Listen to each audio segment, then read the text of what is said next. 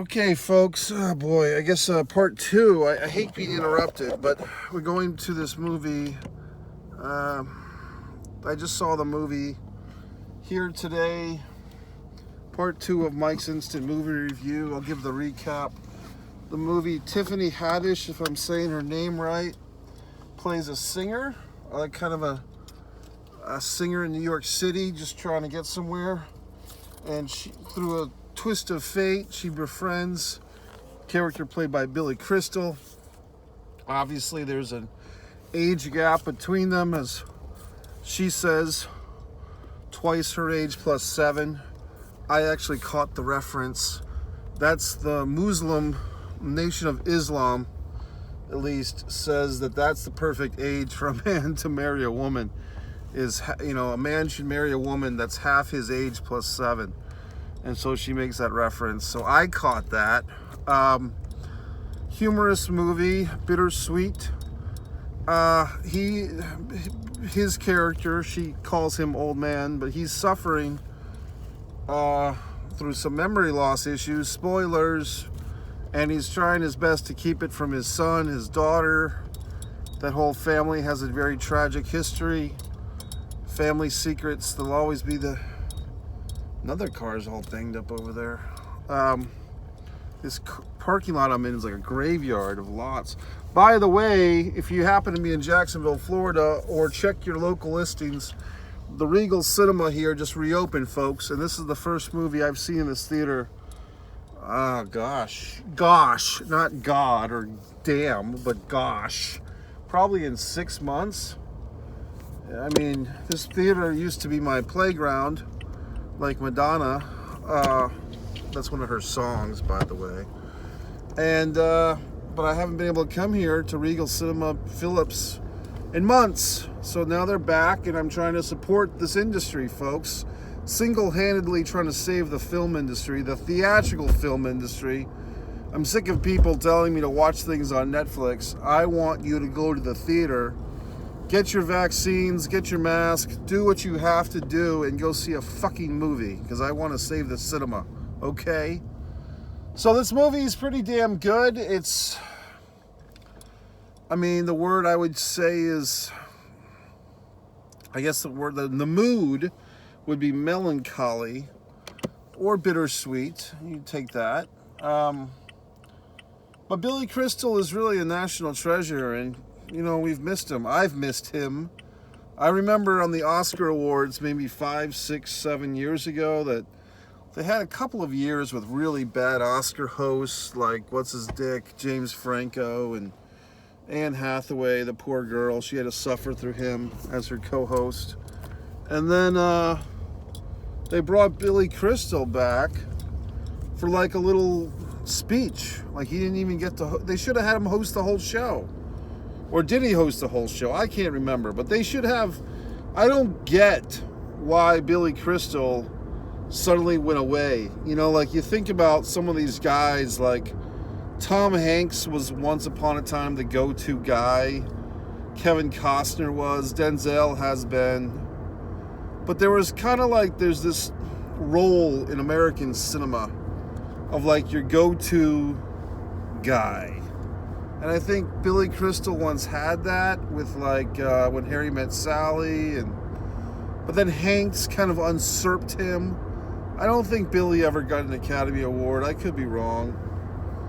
But, spoiler, the big reveal of this particular movie is that the character is suffering through a form of dementia, and I could be wrong, but I think it was the form of dementia that took the great Robin Williams from us. And I'm still kind of, I don't know the word, numb to the idea that Robin Williams committed suicide. Meaning that after all these years, what's it been, 7 years? It's 2021 now. To me, it just doesn't seem real that Robin Williams is no longer with us. And I don't know how better to say that. And there was no dedication on this film to Robin Williams, but I could be wrong, folks, but I think that Billy Crystal and Robin Williams and Whoopi Goldberg were kind of the trinity of comic relief, if you remember that, or do your research if you don't know what I'm talking about. Comic relief, I guess I'm just going to tell you, but comic relief was this series of live comedy shows to raise money for the homeless in the United States of America. I think it started in 85 or 86, and it went on for about 10 or 15 years, I think. And it was always Robin and Whoopi and Billy, the Trinity. And they were just so much fun, great chemistry. And I'll be honest with you, Robin Williams, I always liked him better in his serious stuff, like Awakenings and I guess The Fisher King. He had some zaniness, but I always liked Robin Williams' 1 Hour Photo. And probably the best movie that I liked Robin Williams in, nope, not Good Morning Vietnam, but guess what? The World According to Garp. You can see Glenn Close as Robin Williams' character's mother. You can see John Lithgow as a transgender individual. A really interesting, intense movie. And I suggested, if you've never seen The World According to Garp, get your popcorn, get your big screen, and watch it. I tell you to get your popcorn. I don't even like popcorn, to be honest with you. You know why? Because the kernels make me choke. So let's go back to this movie. I don't want to overlook it because that's Mike's Instant Movie Reviews, but we're going on a little bit of a movie ride, folks. It's Friday night. I went to a baseball game tonight, and I actually left the baseball game early. I didn't particularly like the people that were seated near me. They weren't bad people. It was just weird. I don't know if I should explain it, but I wasn't terribly satisfied with the people around me, so I left the game early. And I didn't want to get caught in traffic, and I wanted to do other shit. It was kind of like, oh, I'm at a baseball game, now I want to leave. I just have this insatiable appetite to do something else. Whatever the fuck I'm doing, I don't want to be doing it, you know? Like, whatever I'm up to, I'm waiting to change the fucking channel, is what it comes down to. But there's no TV going on, it's just my fucking life. Like, it's not that I'm discontent. It's just I want to see what else is going on. So any fucking way,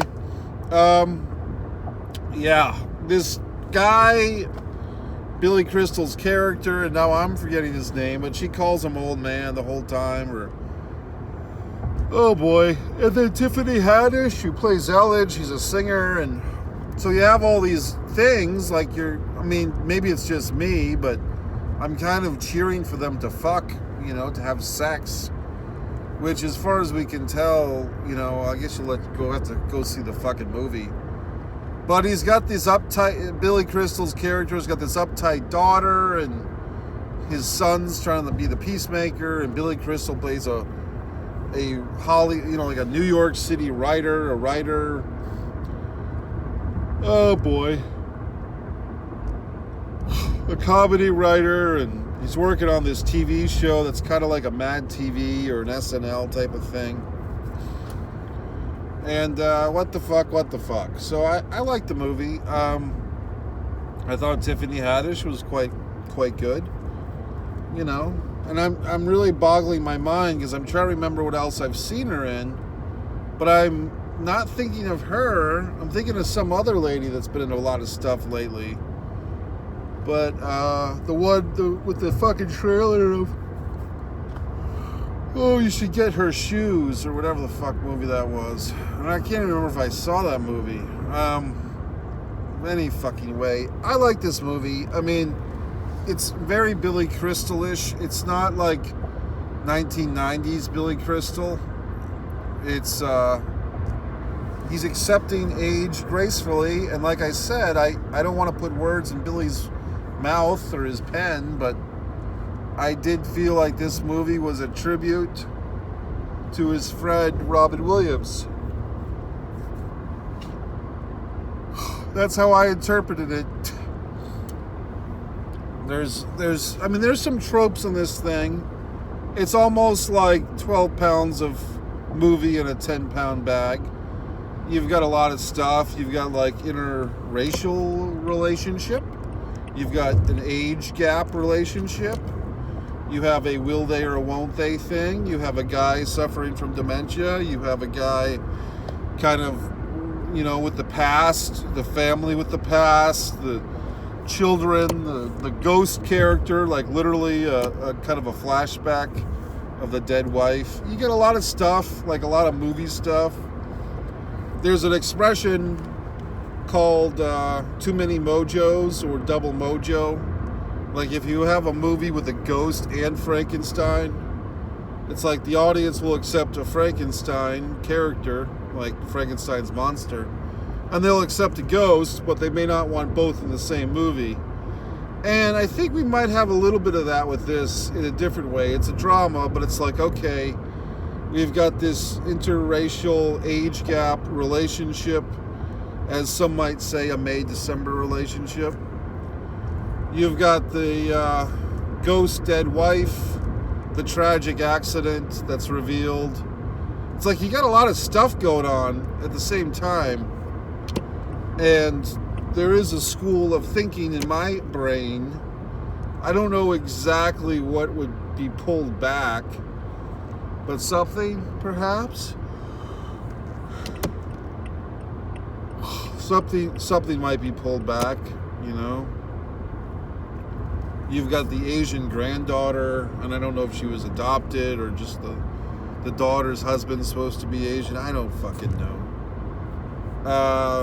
There was a social distancing reference, but no masks were evident in this film.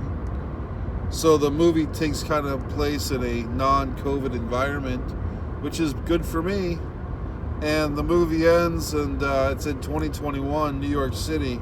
It was filmed in New York State, New York City, so forth. But I liked the movie. Also, what I enjoyed, folks, is that the movie started at 10:30 fucking M. And this was the opening day of this theater coming back after like 6 months of nothing. And to be quite frank, or quite Mike, I was the only one in the theater. And it's nothing against the film. I just don't think many people know that the movies are open. One thing I'm gonna shoot a little between the eyes for whoever's left of this review. I'm getting a little sick and tired of people, I guess you'd say in my neck of the woods, not appreciating the fact that we have so many things that we can do here. You know what I mean? I guess I'm speaking for Florida or I'm speaking for Jacksonville, but the city is up and running, folks. Get your fucking vaccine, get your fucking mask, and go out and live a little. I'm getting sick of this shit. I mean, I just went up north, as you know, and I had a big driving up and down these roads and seeing people in other cities and states that are suffering from the coronavirus situation, meaning they can't do anything. And here we are whistling Dixie in Florida and able to do all these wonderful things. People can go to the movies, they can go to amusement parks, they can go outside to the beach and do some goddamn things. Yes, it's scary. Big bad wolf of coronavirus. Get your fucking shots, or get your fucking K95 or your KN95 masks, and live a fucking little. I'm getting a little sick of people. We were running out of excuses, folks. The time to hide from this thing is coming to an end. So I'm not telling you to go out and have remember at the beginning of this virus, there was that story about people like doing parties in order to get coronavirus so they get it early. Ridiculous people with nothing better to do. I'm not saying anything like that. I'm just saying now we have these vaccines, we have these masks. I think it's time we get the party started. hey, Mr. DJ, white boy, put on the funky music. So there you have it. Overall, I like the movie. I like Billy Crystal. And therefore. So, but I was just thinking about these things where there used to be I guess there still is. I don't know who this person would be of the moment right now, but for a while there was always like, this is the go-to guy, or this is the go-to woman. You know, you could say that Julia Roberts for years was the go-to actress. Like, you got a big movie with a big female role, you call Julia. Or Meryl, or whoever the fuck. But I don't know, Meryl was a little different. She was more like your high-end intellectual stuff. But you talk about your blockbuster mainstream, it was call Julia, call Sandra. And then for the male side of the coin, it was called Kevin Costner, call Tom, call Billy, Crystal. I don't know who those would be anymore. Like, who's got those? Like, who's your go-to person? The Rock, perhaps? But, see, the thing with The Rock, Dwayne Johnson I'm speaking of, he's not an everyman. He's an action hero. He's a superhero. I have a script that I think he would do quite well in, Dwayne Johnson, The Rock. But it's certainly, it's more of a character arc, character study. So any fucking way, I'm getting a little tired. I will get to my destination in one piece. There's also a spoiler of this movie here today, themes of car accidents. That's why I'm such a safe driver, and some of you might take issue that I've got the camera mounted and doing this ride-along video, but it's okay. There's no one else on the road, and I'm not looking at the camera. I'm watching the road, and so on and so forth, and so on and so forth. Well, Mike's Instant Movie Review.